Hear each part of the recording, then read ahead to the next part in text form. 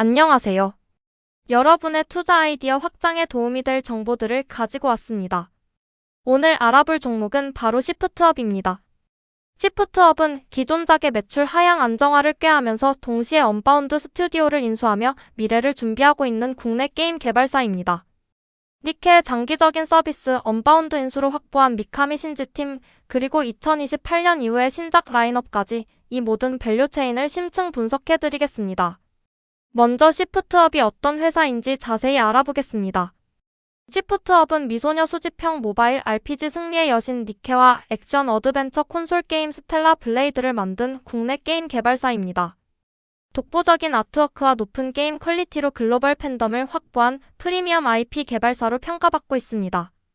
핵심 IP인 니케는 전 세계 1,800만 다운로드를 달성한 글로벌 히트작이며 2026년 예상 매출액은 1,606억 원에 달합니다. 1분기 매출 비중의 81%를 차지하며 3.5주년 업데이트 반등에도 성공했습니다.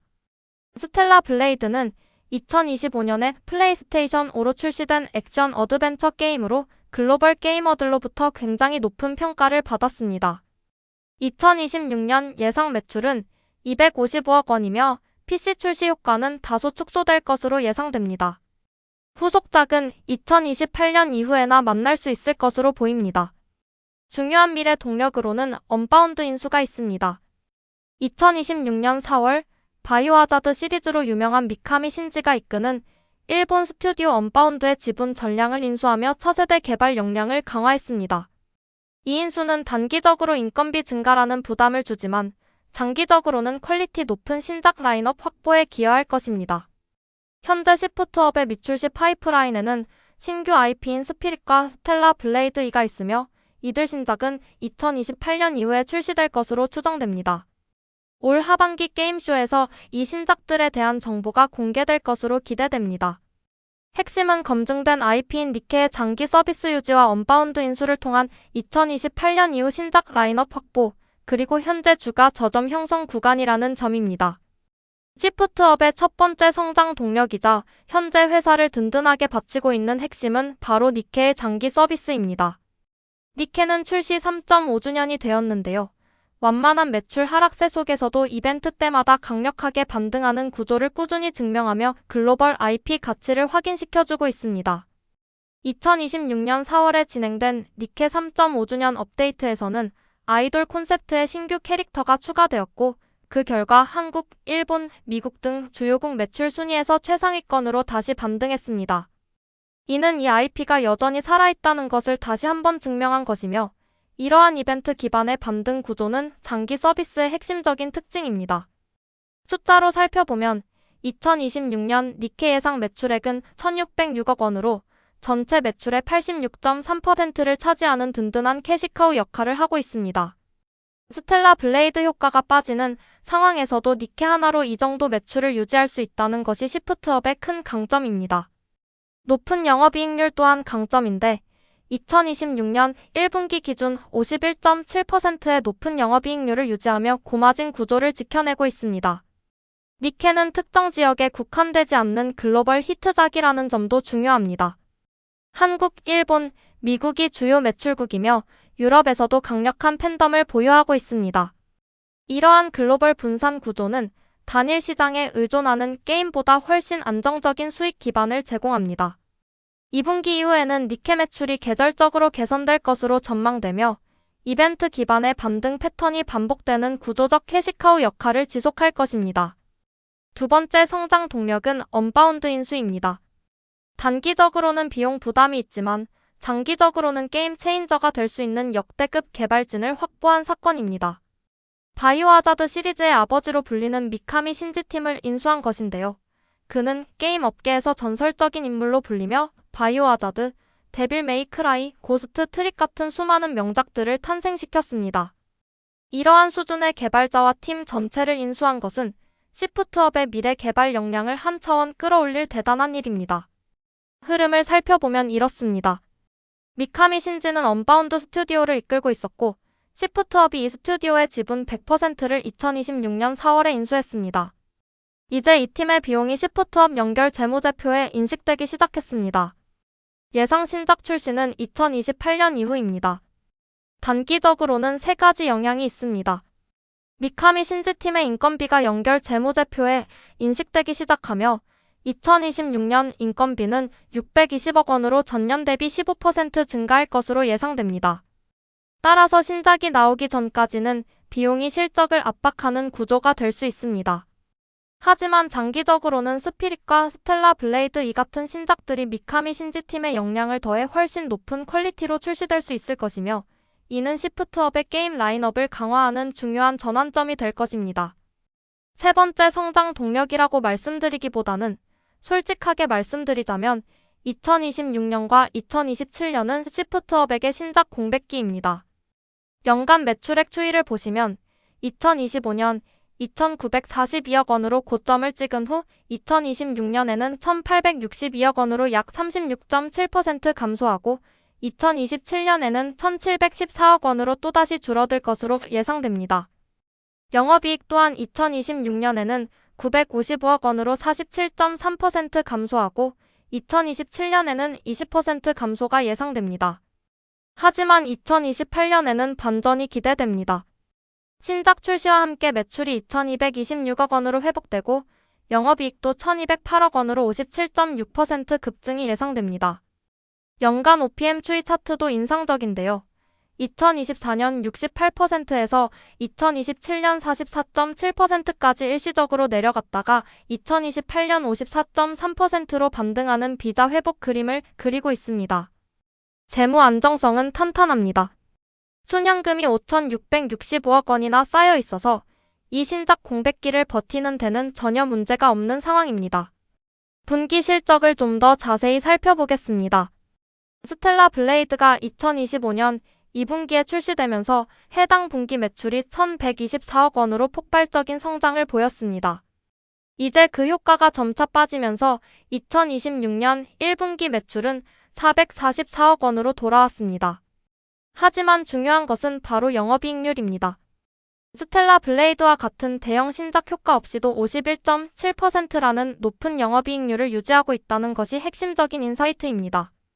니케 단일 게임만으로 이 정도 마진을 내는 게임사는 전 세계적으로 찾아보기 매우 어렵습니다.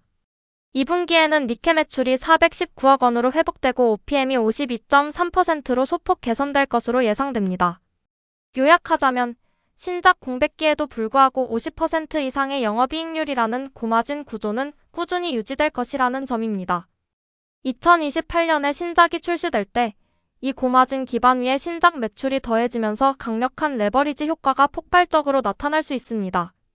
이제 시프트업 성장에 따른 수혜 기업들을 찾아보는 밸류체인 분석을 해보겠습니다. 시프트업이 성장하면 함께 수혜를 받는 기업들은 크게 네 가지 방향으로 나누어 볼 수 있습니다. 첫째, 게임 엔진과 미드웨어 공급사입니다. 둘째, 퍼블리셔와 플랫폼 기업입니다. 셋째, IP 콜라보 및 굿즈 기업입니다. 마지막으로 미디어 믹스 생태계와 관련된 기업들입니다. 밸류체인의 첫 번째는 게임 엔진, 퍼블리셔, 플랫폼 수혜 기업들을 살펴보겠습니다. 시프트업이 니케 서비스를 지속하고 신작을 개발할수록 이 기업들이 함께 수혜를 받게 됩니다. 가장 직접적인 수혜를 받는 곳은 소니 인터랙티브 엔터테인먼트입니다. 스텔라 블레이드의 플레이스테이션 5 독점 퍼블리셔로서 시프트업과 직접적인 파트너십을 맺고 있으며 플레이스테이션 스토어 수수료 수익도 연동됩니다. 스텔라 블레이드 이 출시 시에도 퍼블리싱 파트너십이 지속될 가능성이 높으며 소니 그룹 전체적으로는 IP 미디어 믹스 확장 시 소니 뮤직, 소니 픽처스 등과의 연동 가능성도 있습니다. 두 번째 핵심 파트너는 텐센트 게임즈의 레벨 인피니트입니다. 니케의 글로벌 배급을 담당하고 있으며 니케 매출이 유지되는 한 텐센트의 배급 수수료도 꾸준히 발생합니다. 또한 구글 플레이와 애플 앱스토어는 모바일 결제 수수료와 연동되어 니케 매출 증가 시 수혜를 받습니다. 세 번째는 에픽게임즈의 얼리얼 엔진입니다. 스텔라 블레이드는 얼리얼 엔진으로 개발되었으며 언바운드 인수 후 신작 개발에서도 동일한 엔진을 사용할 가능성이 높아 라이선스 수익이 연동될 것입니다. 넥슨이나 네오이즈와 같은 국내 개발 인프라 파트너들도 잠재적인 수혜 기업이 될 수 있습니다. 밸류체인의 두 번째는 IP 콜라보 굿즈, 미디어 믹스 생태계 수혜 기업입니다. 시프트업 IP의 가장 큰 강점은 바로 독보적인 비주얼 아트에 있습니다. 니케 캐릭터들의 강렬한 비주얼은 피규어와 굿즈 시장에서 엄청난 수요를 만들어내며, 이는 글로벌 팬덤을 굿즈와 콜라보를 통해 미디어 믹스로 확장하고 IP 가치를 극대화하는 선순환 구조를 만듭니다. 첫째, 피규어와 굿즈 시장입니다. 구스마일 컴퍼니, 막스 팩토리, 코토부키와 같은 일본의 유명 피규어 기업들이 니케 라이선스를 받아 고품질 피규어를 제작하고 있으며, 이미 많은 제품이 출시되어 팬들의 큰 호응을 얻고 있습니다. 국내 굿즈 유통사 토이스피릿 등도 수혜를 입을 수 있습니다. 둘째, 음악 IP도 중요합니다. 니케와 스텔라 블레이드 모두 OST 완성도가 매우 높은데요. 소니 뮤직이 스텔라 블레이드 OST를 퍼블리싱했으며 유튜브와 스포티파이 등에서 스트리밍 수익이 발생하고 있습니다. 오케스트라 공연 같은 IP 팬덤 이벤트 확장도 가능합니다. 셋째, 미디어 믹스 확장 가능성입니다. 시프트업 IP는 만화나 애니메이션으로 확장될 잠재력이 매우 큽니다. 만약 이러한 확장이 이루어진다면 카도카와나 슈에이샤 같은 일본의 만화 퍼블리셔, 그리고 크런치롤이나 넷플릭스 같은 애니메이션 스트리밍 플랫폼이 큰 수혜를 받을 수 있습니다. 또한 아트북이나 설정집 같은 팬덤 수집 아이템도 수익화가 가능합니다. 지금까지 살펴본 밸류체인을 한눈에 정리해드리겠습니다. 가장 직접적인 수혜를 받을 것으로 예상되는 별 3개 기업은 3곳입니다. 먼저 소니 인터랙티브는 스텔라 블레이드의 플레이스테이션 5 독점 퍼블리셔로서 후속작 파트너십 지속 가능성이 매우 높습니다. 다음으로 텐센트의 레벨 인피니트는 니케의 글로벌 배급사로 시프트업의 매출 성장에 직접적으로 연동됩니다. 마지막으로 언바운드 스튜디오는 시프트업이 지분 100%를 인수한 미카미 신지팀으로서 2028년 이후 신작의 퀄리티를 보증하는 핵심 개발 스튜디오입니다. 그 다음으로 구글 플레이와 애플 앱스토어는 니케 인앱 결제 수수료를 통해 에픽게임즈의 얼리얼 엔진은 스텔라 블레이드 및 신작 개발 엔진으로서 구스마일 컴퍼니 같은 피규어 기업들은 니케 피규어 라이선스를 통해, 그리고 소니 뮤직은 스텔라 블레이드 OST 퍼블리싱을 통해 각각 별 2개 반의 수혜를 입을 것으로 예상됩니다. 마지막으로 크런치롤이나 넷플릭스와 같은 미디어 믹스 플랫폼은 애니메이션 확장 시 수혜를 받을 가능성이 있습니다. 지금 구독과 좋아요 눌러주시면 다음 밸류체인 인사이트도 계속 전달해드릴게요.